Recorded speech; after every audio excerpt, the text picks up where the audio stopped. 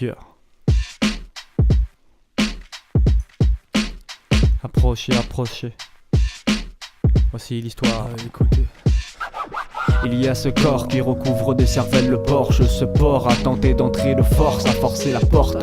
Est-ce ton poignet ou celui du portillon, aidé par le vent du nord qui provoque l'explosion? Mise à nu à la vue du tout venu, corps vendu aux enchères sur les marchés aux puces venus d'Angleterre, de France ou de Russie. Tous demandent négresse. Est-ce que t'as des puces aussi? Sous tes poils il y a une bouche par où tu bouffes sans t'étouffer.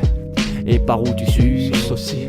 Des cheveux sur tout le corps, mais dis-tu te rases-tu sous les aisselles comme le font les femmes d'ici? Une lame de rasoir ne tiendrait pas, il faudrait une lame de scie. Et tes larmes définez-toi-t-elle ton corps pour un peu de pognon? Venez injurier la femme, mes femmes, mes guenons. Tout s'est passé trop vite, encore ivre de liqueur de vigne, il vient proliférer son vice, engendrer une lignée de fils. Tu l'as vu dans l'iris, à peine sa main sur la vis que ferme ta cage, que tu saccages tous ses agissements, à dire vitement, donc rapidement. Le sang gicle par ses orifices, entre le bruit de ton cri et de tes coups, on entend de son corps tous des craquements.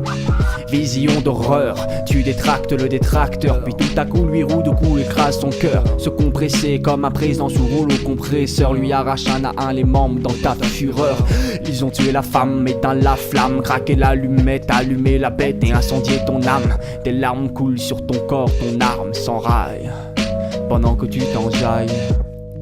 Il était une fois une femme, mi-guenon, un monstre de foire. Un monstre de foire, amené au tribunal. Tous voulaient ta nuque sous le couperet, les bourreaux disputés qui s'en occuperaient. Une laisse, une camisole de force, des menottes dans tes menottes jolies, les bracelets, une muselière dissimulée dans ta crinière. Un animal de catégorie A.